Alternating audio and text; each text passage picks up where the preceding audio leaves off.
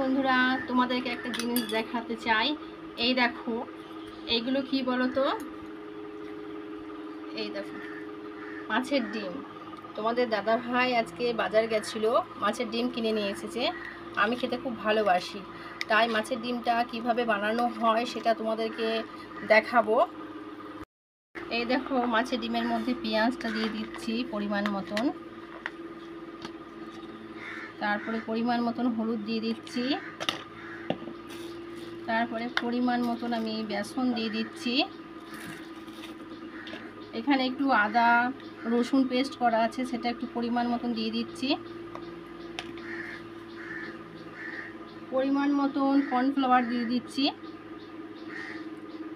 আর পরিমাণ মতন আমি লবণটা দিয়ে দিচ্ছি, যে লবণ।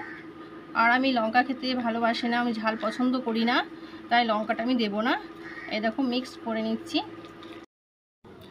আমার কড়াইয়ে তেলটা গরম হয়ে গেছে, এবার আমি ডিমের বড়াগুলো ছেড়ে দিচ্ছি।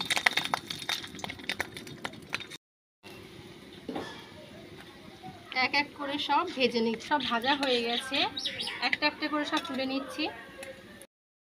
এই দেখো বন্ধুরা, আমার এই দেখো বড়াগুলো সব ভাজা হয়ে গেছে। যারা যারা বড়া খেতে খুব ভালোবাসো তারা আমাকে লাইক কমেন্ট শেয়ার করে অপর বন্ধুদেরকে দেখার সুযোগ করে দিও।